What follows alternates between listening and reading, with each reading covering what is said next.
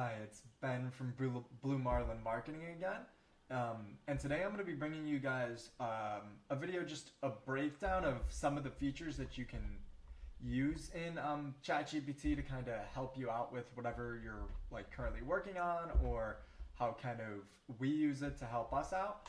And with that, I'm going to show you guys some of the like common prompts and things like that we use, and then some like template type things. And then I'll actually just like show exactly like how I would use it, or like what I would do with each template, that kind of thing.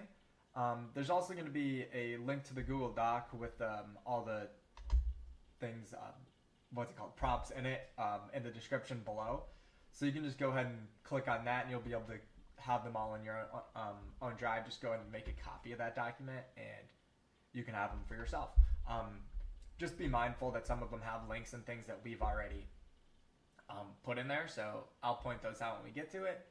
But yeah, so I guess let me just get started with it. So the first thing I want to do is just go into the actual document and just show you a few of the template type things that we have, and then how they kind of work. So for our Instagram DM, so here's like our prompt for it. Normally we'll be using this like we'll have like a sheet with like a bunch of users or people that we're trying to reach out to with whatever information is necessary. And then I would actually use like, put this in like a make.com like ChatGPT bubble. If I want to like show you that real quick. If we go make, we could go like create a completion. And then whatever model, blah, blah, blah. We could add a message, and then we would like feed it that, and we could even put in, instead of like the space where it says like company name, we would put in like from the sheet that. Or obviously you could use this for referencing a sheet like in your ChatGPT if you were just like attach something and then put that in. Yeah, so please use this template to write a DM for each company. I was checking out, so company name, and noticed X. So notice something about your Instagram. I recorded a quick video breaking down the causes and how to fix them. Mind if I shared this with you here? And let me actually put it there. I'll leave it like this. Use the example as I was checking out the company's website and noticed a few things that are likely hurting your conversions. I recorded a quick video breaking down causes. So that's like an example. So I'll go like this. We'll highlight it. We'll do something like that. Okay. So that's like the example. But as you can see, it's kind of pretty simple, like nothing too crazy complicated. And if you were using ChatGPT, you could obviously have a sheet fill in this. If you've had like some comment like, hey, notice X about your Instagram, you could say like, feed it a list of things that you could like notice about Instagram basically, and it could return something like that, or yeah, that kind of thing. But here's like an actual example, or this part, yellow, is an actual example of like how it would come out if you were to do it for like a website. And obviously it doesn't have to be noticed X about your Instagram. Like this could be a Facebook DM as well. And it could say, I noticed blank about your Facebook, or even I noticed blank about like your funnel, or your conversions, or your DMs, or so-and-so, really anything that you can think of. And then let me know if you guys actually want me to make another video going over exactly what to do when you send this like record a video breakdown thing, like, because that, we've noticed that's a good opening message. Like a lot of people will want to see what you've recorded for them basically. So it would just be like a 3-minute video kind of going over the couple things. You wouldn't actually go in depth into like every issue, but you'd be like, hey, can we schedule a call at, for like 2 o'clock tomorrow, or for a time later this week, or something like that. And you would be able to like go in and in depth break down how you would fix, or what you do for fixing these sort of issues. But yeah, that's our first kind of thing. So then our personalized like cold email, we'll say to ChatGPT, can you please write a personalized email to each person using information from their IG bio with a goal of promoting my digital marketing business, Blue Marlin Marketing, and in particular my email campaign service. So this is like one prompt that we kind of created where we would send out emails. And it would actually be like, hey, if you want some like emails like this sent out for you guys, or if you want some sort of email service or anything like that, that's kind of how we reached out. So it was almost like the email was the marketing, if that makes sense. Well, obviously, but like it was kind of proof of concept, kind of showing them what they get, like that kind of thing. But yeah, so like you can use a lot of stuff from like their IG bio, their Facebook descriptions, or like things from that, or even like a website description. There's a couple other videos I've showed on our channel actually, and a few tools that we offer as well to help you like get like either a video description or like website text, like that kind of thing, contact info. So if you need that, feel free to check out those videos on our page as well. But once you have some like general information about them, and obviously you don't have to use like from their IG bio or whatever information you want to fill in the sheet. So like you could provide some industry from their website or like some context like that, and it will improve. And then obviously with the goal of promoting obviously not everyone's going to have a digital marketing business, that kind of thing. And then here's kind of another way that you can go about doing it. You can actually go put in like a template like this almost, and then you would prompt it, be like, could you please use this, let's see, I guess email template. Could you please use this email template and fill it in for each row in the spreadsheet and like populate that column. So that's a really cool thing. And then like this one is more of like, hey, we have some numbers. Like obviously these aren't real numbers right now, but like if you have like previous clients or customers or people you've worked with in the past, you can actually provide like that, and that will actually help a lot. But I saw your ad on Facebook and checked out your website. You've built a great brand, so it's always good to like start without like an opener, and then I'm confident I can double your email revenue. No retainers, just performance based. So like you want to like say, hey, get rid of or like this is almost like, what's the word for it? Our guarantee kind of thing. So it's saying like, hey, we're only going to get paid when you guys profit, or when you guys are like booking new clients or so and so, whatever we're doing for them or whatever business they're in. But the cool thing is this email is kind of like very easy for like them to read. It's not too overwhelming, that kind of thing. That's a good thing to note from when you're sending your messages, email, anything, DMs, cold, warm, whatever. Try and like keep them to a minimum text if possible, because no one wants to read a 10 paragraph email, especially when it's coming from someone they've they don't know, or excuse me, if it's coming from someone they don't know and who's really got time to read all that, especially if you're just trying to like get a point across, like, hey, we want to book a meeting anyway to work with you, to like tell you, hey, you don't need to give them all of the information in your email. Okay, the next thing we do, really cool. So for our YouTube like title and description, since we actually use Loom to film our videos, we can get the transcript right from there. So I can like kind of show you guys how to do that. If I go into my videos and let's just say I click one of these, I could go transcript and just copy and paste this whole transcript. But obviously not everyone films their videos this way.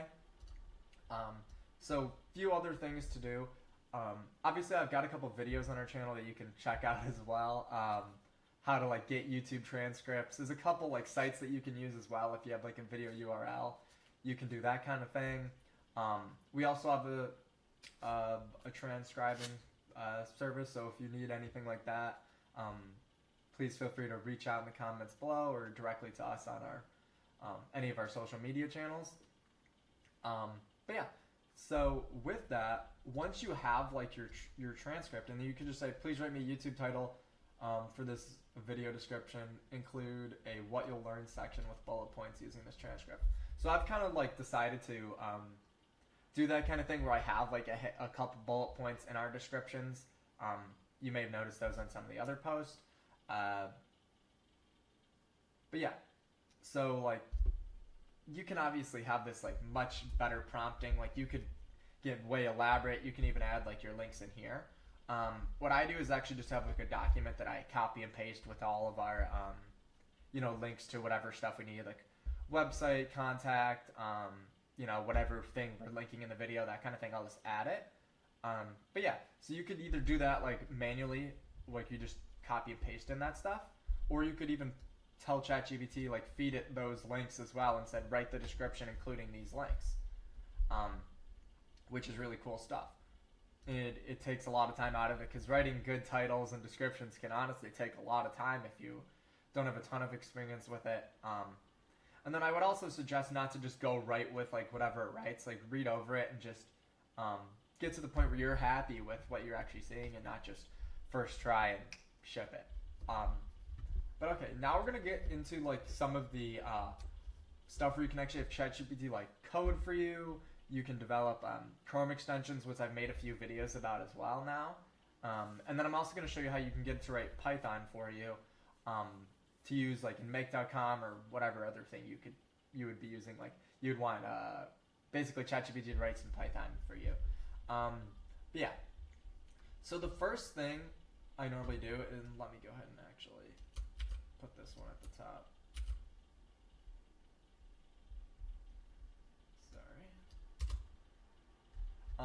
But yeah, so the first thing I always say is like, hey, I would like to develop a Chrome extension.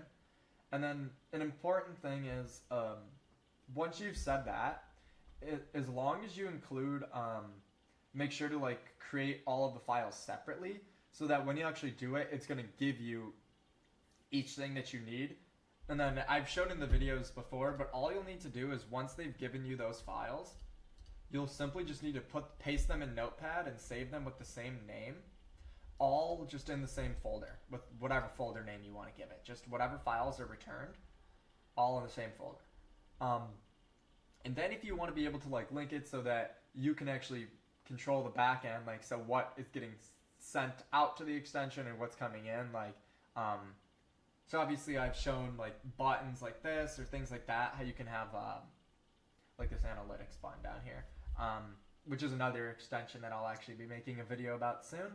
But yeah, so you can kind of use that to help you. And then let me actually just go to make and just show you guys. If we go to webhook, we just go custom webhook, and then we just create a name. You can literally choose whatever, anything, copy that, or whatever your webhook is.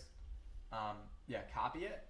And then in your prompt include, like, make sure that whatever data you want. So for like the chat bot, which I made a video about, we actually want the messages sent and the entire conversation is to this webhook.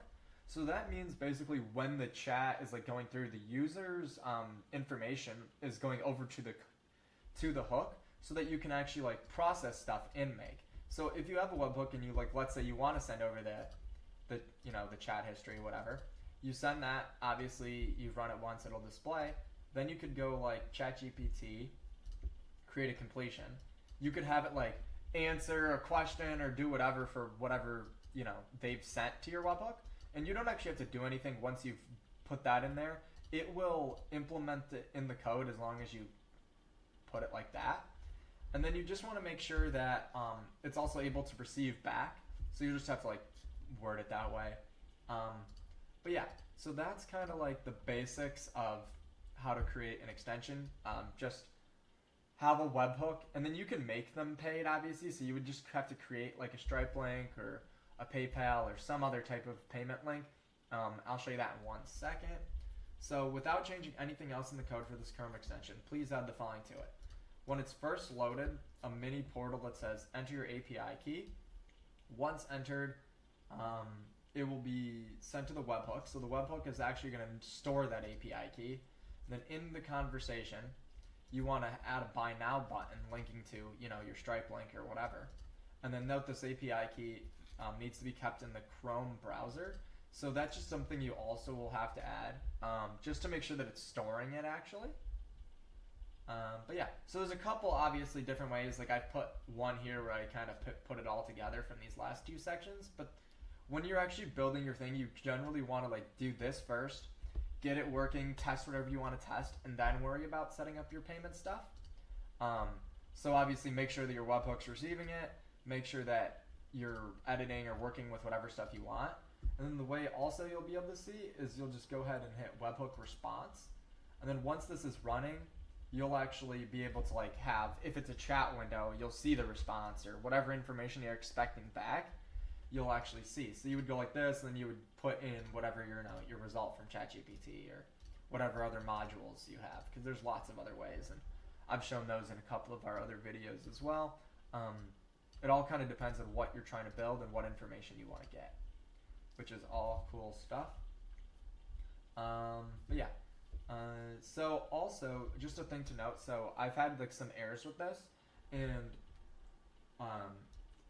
I've just been putting in this new thing. I've been adding a like key icon to the pop-up, so that there is a way for the user to like enter in a new API key. This is not totally necessary, but I just noticed it was like a little error handling stuff.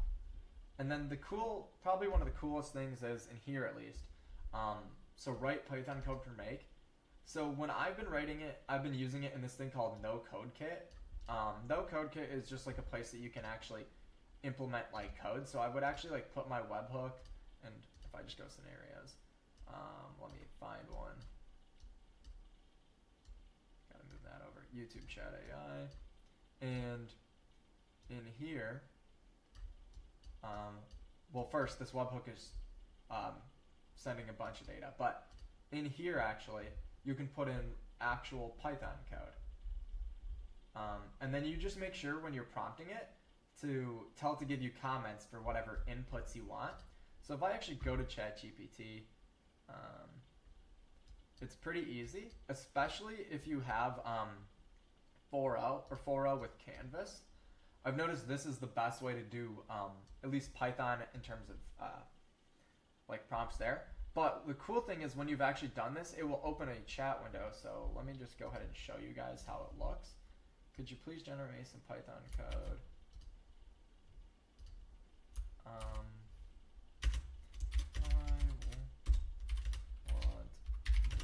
code to take in a Q/TI question, or I want this code to take in, let's see, like what is one of the other ones I built? Oh, like this is like a video transcript thing. But yeah, so like I want this code to take in, how about a YouTube VID video URL, and return a transcript for the video. And then a lot of it is just like here, I'll show you what's going to happen. It's going to do one of these, open a whole thing like this, and then example you can even like prompt it to give you comments or anything like that. And in simple, you just go copy, and you can actually just paste it in here. One thing to note is for using No Code Kit, this requirements thing, you'll have to basically fill it in every time, and it looks like it's going to be in this format, but it wants just like text like that. And if there's a second one, you just put it on the line below, like go enter and put it there. But yeah, so you can also say like, hey, could you please provide with any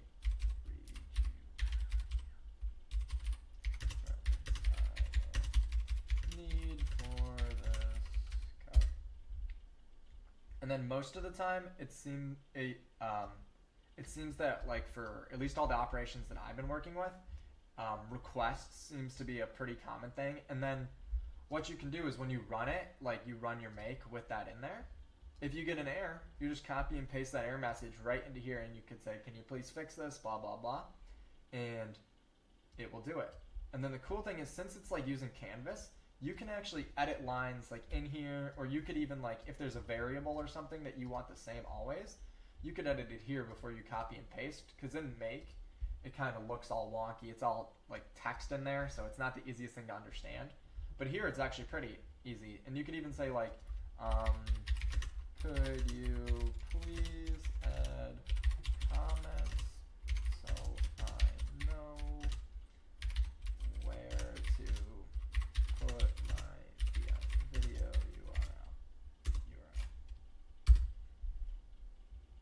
URL. and then it will simply just go down like this, and it's literally going to say replace like that. Like it can give you even better comments than that depending on how complicated it is.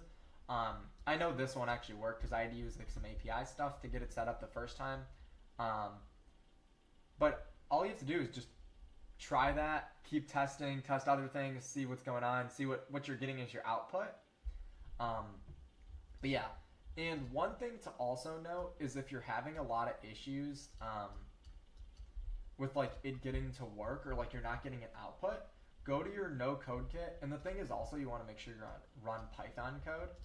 You go to your no code kit and literally just copy this, your last thing, control C or whatever, and paste it in there. If it's running successfully but you're getting no output, just put that in there, and a lot of times it will figure it out, or at least it will get it so that you're getting an output, and then you can do some more error handling. But yeah, so that's like really cool stuff with that. And then also just a feature that is a good thing to know too. If you have a paid version, let me just go ahead and do one of these. Let me delete that chat. Yeah, delete that chat.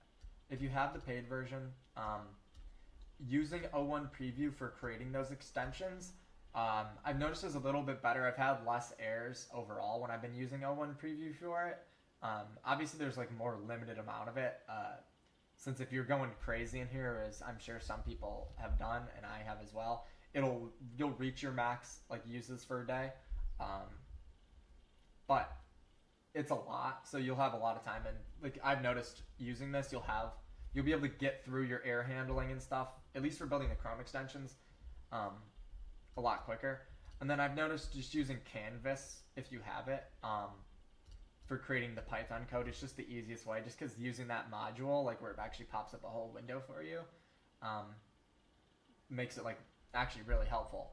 And just one other thing to note is this is just a feature I've noticed some people don't explore enough.